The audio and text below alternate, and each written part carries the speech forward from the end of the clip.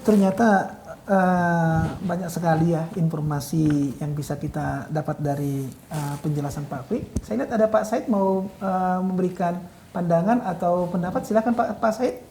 Ini semakin hangat di diskusi kita hari ini. Mari Pak Kwik. Mari Pak Said, silakan. Terima kasih Pak Hisar. Selamat pagi Pak Kwik, sehat selalu. Jadi kalau tadi kita dengar perbincangan tadi, tampaknya ada satu hal berkenaan dengan skala besar, menengah, kecil, dan mikro ini adalah ketimpangan, disparitas. Jadi dari jumlah yang besar itu kurang dari 1%, hanya 0,01%-an, tetapi dari kontribusi dia menjadi sekitar 37%-an, sementara yang menengah, kecil, dan mikro dari jumlah ada lebih dari 99%, dari kontribusi 62%. Kalau lihat dari angka absolut, memang yang menengah, kecil, dan mikro lebih besar, tapi kan jumlahnya jauh lebih banyak. Ya. Dalam hal penyerapan tenaga kerja juga, yang MKM ini menyerap sekitar 95% dari jumlah angkatan kerja. Jadi jelas fungsinya itu sebagai katup pengaman lah, karena masalah ketenaga kerjaan, pengangguran itu adalah masalah dominan bagi suatu negara. Pak Kwik sudah melihatkan tadi bahwasanya dari 20 tahunan secara perbandingan kelihatannya belum bergeser begitu ya. Jadi masih sama kira-kira situasinya seperti itu. Jadi pertanyaan mungkin yang saya ingin Bapak komentari, apakah disparitas ini akan terus berlanjut atau bisa nggak kita kurangin? Satu Pak, itu ya. Yang kedua mungkin gini Pak, sekarang kan kita tadi sudah disampaikan oleh Pak Daulat, ini kita ada PSBB. Suatu hari PSBB ini akan berhenti Pak. Dan ada satu induksi baru, yaitu perkembangan teknologi video conference dan online market. Online market itu akan mengurangi sourcing cost. Jadi biaya mencari, biaya perjalanan dan lain-lainnya, biaya termasuk biaya marketing dari UMKM ini, dia akan berkurang. Dia bisa melakukan pemasaran melalui online, dan dengan adanya video conference ini juga mungkin bisa mengenalkan produk-produknya. Nah, bagaimana ini artinya situasi ini bisa ditangkap oleh UMKM itu sebagai peluang ke depannya. Terima kasih Pak Moderator. Iya nih Pak Kwik, mungkin sekalian Pak Kwik ya, masalah kesejahteraan juga ada di dalamnya Pak ya. Kesejahteraan dari para pelaku UMKM itu Pak Kwik ya. Ini bagaimana nih Pak Kwik? Ya, kesejahteraannya memang sangat menyedihkan, bahkan lebih rendah dibandingkan dengan pegawai gajian, jadi buruh dibandingkan dengan buruh.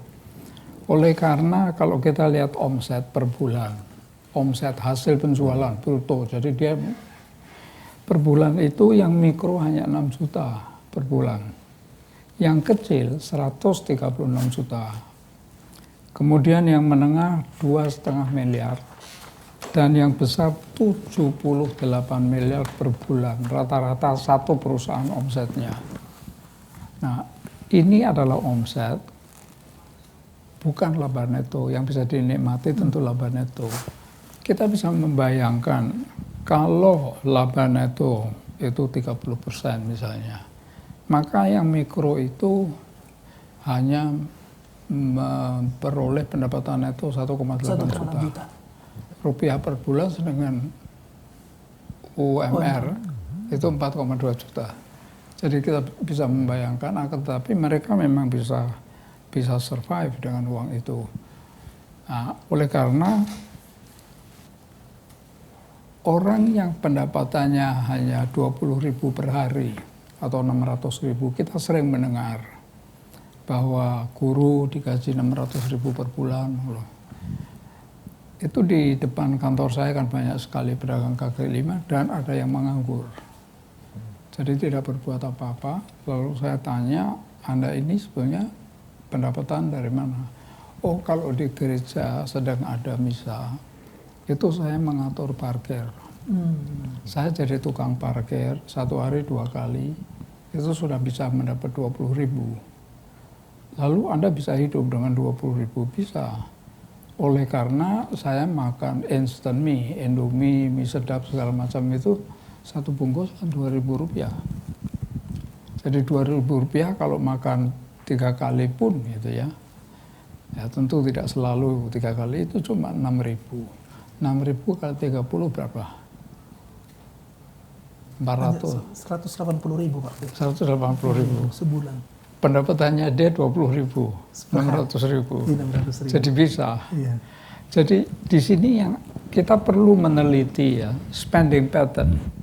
Ada orang yang bisa hidup dengan demikian, ada buruh yang 4,2 juta mengeluh, berdemonstrasi minta lebih, ada yang 100 juta tidak cukup, ada direktur BUMN yang 300 juta sebulan, ada komisaris dari BUMN juga yang ratusan juta. Jadi itu sebetulnya spending pattern, polanya mereka hidup berkonsumsi itu bagaimana. Jadi ini adalah hal yang sangat menarik dan sebetulnya lalu tidak ada bedanya dengan zaman kolonial, karena ada sebuah buku yang sangat terkenal yang sampai sekarang juga masih berpengaruh, ditulis oleh Profesor Belanda, yang Profesor siapa itu, lupa ya namanya. Dia menulis buku yang judulnya Dualistis Ekonomi. Ekonomi Indonesia adalah ekonomi dualistis, yaitu besar sekali dan kecil, dan yang ini tidak ada kaitannya. Profesor Buku. Pak. Jadi tidak ada mobilitas ke atas yang ditarik oleh pengusaha besar, dan tidak ada tetesan ke bawah. Buku. Lalu kemudian ketika Profesor Sumitro Djahadikusumo, salah satu ekonomi yang terkenal, itu membuat disertasinya di Rotterdam, dia akan belajar di sana sampai dengan PhD. Beliau juga menulis buku yang kesimpulannya kira-kira demikian, dualistis ekonomi. Yang menyedihkan, kita sudah 75 tahun merdeka, kelihatannya struktur ekonominya masih saja mirip-mirip begitu. seperti itu Pak. Ya, masih seperti itu. Jadi itulah komentar saya. Nah, ini kan mengemukakan kenyataan yang bisa ditafsirkan sebagai mengkritik. Tapi ini anggap bukan saya yang membuat. Lalu biasanya kan jangan bicara begitu dong. Solusi bagaimana? Tadi sudah saya berikan kan. Solusinya pun bukan dari saya, tapi solusi dari tim Jepang. Ya. Baik, luar biasa. Jadi banyak hal yang menarik ya di era yang sekarang. Harapan kita memang nanti setelah program vaksinasi berjalan dengan baik, pandemik bisa kita lewati. Dengan tadi ada begitu banyak informasi sampaikan oleh Pak Kwik. Mudah-mudahan para pelaku usaha mikro, kecil dan menengah ini boleh berbenah lebih baik ke depan, Pak. Pak Kwik, memang masih banyak mau kita bahas, Pak. Terutama tadi Bapak bicara ada pola lain ya, Pak ya. Ini seingat saya Bapak pernah membicarakan perihal dari Thomas Piketty ya, Pak ya. Ini dengan kondisi sekarang seperti apa nih ceritanya, Pak Kwik? Soal apa itu? Pertanyaan dengan Thomas Piketty itu, Pak. Oh iya. Ya. Jadi itu tadi kita sudah berbicara mengenai ini ya.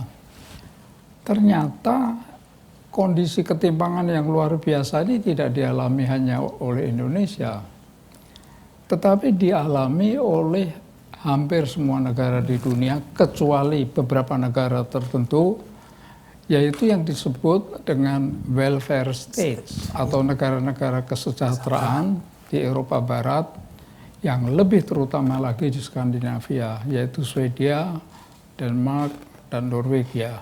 Nah, itu kalau mau membahas mengenai masalah itu nanti cerita sendiri juga yang sangat menarik sekali. Nah, tetapi di sini dunia dikejutkan oleh Piketty, walaupun sudah merasa aneh oleh karena gaji. Jadi perkembangan dunia korporasi di Barat sedemikian rupa sehingga tidak ada yang memiliki. Perusahaannya besar sekali, tetapi saham-sahamnya diperdagangkan di bursa efek dan dimiliki oleh orang yang tidak ada yang tahu siapa yang memiliki. Karena setiap 20 menit, setiap 5 menit berubah terus. Jual beli terus berjalan. Oleh karena tidak ada yang memiliki, yang paling berkuasa adalah direksi dan komisaris. Mereka menggaji dirinya sendiri sampai berpuluh-puluh juta dolar per tahun.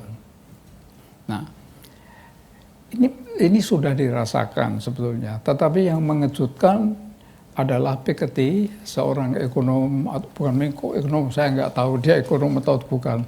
Tapi yang dibahas multi aspek yaitu buku ini terbit tahun 2013, yang judulnya adalah Capital in the 21st Century, modal di abad 21.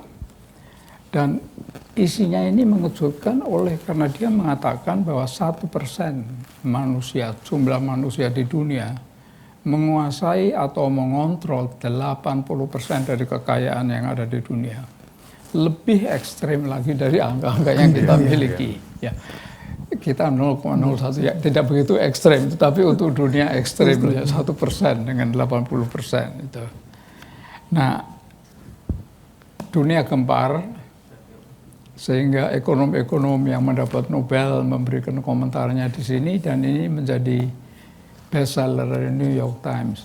Nah, itu adalah benchmark bahwa ini sangat penting apa yang dia tulis. Nah, dia kira-kira butir-butirnya seperti ini, butir-butirnya penting kan ini 670 halaman kalau dibahas semuanya makan waktu banyak sekali ya. Jadi butirnya itu kesimpulan yang terpenting dari bukunya adalah ini, yaitu dia memberikan bukti bahwa kalau seseorang mempunyai modal dalam jumlah tertentu, modal itu akan berkembang dan pertumbuhan modalnya lebih cepat daripada pertumbuhan PDB dari seluruh bangsanya. Itu yang menyebabkan gapnya luar biasa. Mengapa? Oleh karena adanya dunia keuangan yang modern. Jadi dia tanpa mempunyai pabrik, dia bisa memutarkan uangnya sedemikian rupa sehingga menghasilkan yield yang sangat besar. Apalagi kalau modalnya itu dipakai untuk memperluas usahanya. Nah, mereka di Amerika mempunyai sejak krisis 2008 mempunyai istilah yang dinamakan Wall Street dan Main Street. Yang diartikan Wall Street itu bursa efek yang hanya urusan keuangan lepas daripada industri. Main Street adalah ini. Nah, di sini juga terjadi suatu gap. Jadi perusahaan yang membuat laba setiap hari stabil terus, tetapi harga sahamnya itu bisa naik turun. Kalau ditanya, para guru besar ditanya, textbook ditanya, ya oleh karena harga itu kan ditentukan, harga saham ditentukan oleh net present value-nya. Untuk jangka waktu kapan? Tidak terbatas, perpetual. Nah, tetapi mengapa kalau itu bisa diperkirakan, kursnya bisa naik turun, fluktuasinya bisa luar biasa besarnya, Anda gampang sekali mengikutinya. Google, lalu tulis singkatan dari saham, kalau Unilever tulis UNVR, saham. Itu akan kelihatan 5 hari, 1 bulan, grafiknya akan kelihatan luar biasa itu. Jadi itu yang dikatakan tadi, kita kan masih membahas soal poin terpenting dari Piketty. Iya, Pak. Yang pertama, yaitu itu yang terpenting, pertumbuhan PDB tidak akan mungkin, dan dia juga antara lain mengutarakan, saya tidak akan mengemukakan alasan-alasannya oleh karena banyak sekali. Dia mengatakan pertumbuhan PDB tidak akan mungkin melampaui 1-1,5% untuk seluruh dunia. Kalau pertumbuhan return on capital, jadi return on capitalnya lebih tinggi dari pertumbuhan PDB-nya sendiri, seperti yang dia sinyalir dalam sejarah. Pertumbuhan PDB antara 5-6% masih mungkin untuk negara-negara yang baru, seperti China yang baru mulai membangun, termasuk Indonesia juga yang olehnya disebut emerging economy, jadi yang berkembang, yang sedang maju. Kemudian Piketty mengatakan, ketimpangan ini, dia juga memberi solusi, ketimpangan ini bagaimana? Banyak yang mengatakan kita mengenakan pajak progresif terhadap penghasilan. Ya. Jadi semakin tinggi penghasilan, itu semakin besar persentasenya. Ketika saya belajar 7 tahun di Belanda dan bekerja 7 tahun lagi di Amsterdam, jadi 14 tahun saya bertepatan tinggal di sana, dan pergulatan saya tentu dengan perekonomian, 7 tahun sekolah, 7 tahun bekerja, itu pajak tertinggi untuk corporate, untuk laba perusahaan itu 70%. Jadi seperti Philips, labanya itu 70% dipajaki, dia hanya boleh 30%. Dan untuk itu Fritz Philips yang memiliki CEO ketika diwawancarai, dia mengatakan saya tidak berkeberatan sama sekali, oleh karena 30% itu untuk saya sudah luar biasa. Dan 70% itu yang masuk ke negara, saya melihat sangat berguna, dia bilang. Oleh karena di sana tidak ada korupsi sama sekali kan. Nah, tetapi walaupun demikian, Piketty mengatakan jangan lakukan hal itu di dalam jangka panjangnya, dan terutama dalam tata nilai zaman sekarang yang sudah berubah, itu akan mematikan industri. Oleh karena orang yang sedang bekerja untuk industri itu merasa diganggu, merasa dipajaki secara tidak adil. Kalau mau mengurangi ini, yang harus dikenakan adalah pajak progresif dari kekayaan. Jadi dia ini hartanya berapa? Kalau hartanya sekian, persentasenya kecil. Harta lebih besar, persennya lebih besar. Jadi namanya tarif yang progresif. Itu yang dikatakan oleh Piketty. Dengan demikian dia berani mengatakan secara psikologis tidak akan mengganggu entrepreneur, tidak akan mengganggu. Oleh karena entrepreneur itu modalnya itu udah luar biasa bertumpuknya, dan setiap hari mengalir masuk terus dari laba. Sehingga kalau itu diambil ya dia tidak pernah merasakan apa-apa gitu. Tetapi kalau yang sering dia geluti, nah ini kan di luar ekonomi sama sekali. Nah, itu nanti bisa dibahas lagi mengenai mengapa Piketty tidak percaya hanya ekonomi yang bisa menyelesaikan masalah. Semuanya harus dipadukan menjadi satu, ekonomi, sosiologi, psikologi, semuanya. Behavior, tata nilai yang berubah, segala macam. Jadi sampai di situ. Ya.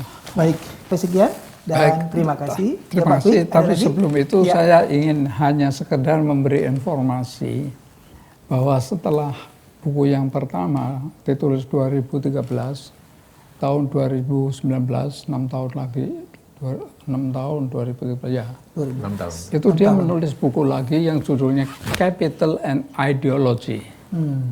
Jadi dia mengkaitkan modal dengan ideologi. Dan di sini dibahas secara mendalam. Yang saya hanya menunjukkan ini buku terbaru yang juga membuat gempar lagi. Oleh karena Karl Marx dan Engels yang gugatannya sudah tidak berlaku, itu dia mulai mengatakan bahwa ini merupakan suatu faktor yang perlu kita pikirkan, tetapi tidak dengan caranya Karl Marx, yang merupakan Kamergeleerde bahasa Belandanya, merupakan seorang scholar, seorang ilmuwan yang ada di dalam kamar saja. Cara menyelesaikannya itu dengan hal-hal yang ditulis di sini, yang kalau memang Pak Rektor nanti berkenan bisa membahas isi menarik dari itu, ini. Pak Kwi. Ya. Ya, menarik itu, Pak Kwi. Jadi ternyata para sahabat IBI KKG Morning Talk, kita sudah mendengar dan banyak lagi isu-isu yang akan kita bahas. Jadi tetap memantau perkembangan perekonomian dari IBI KKG Morning Talk. Sampai ketemu di lain waktu. Pak Kwik, selamat siang. Pak Hanif, selamat siang. Ibu Bapak dosen, selamat siang. Sampai berjumpa di sesi berikutnya. Terima kasih.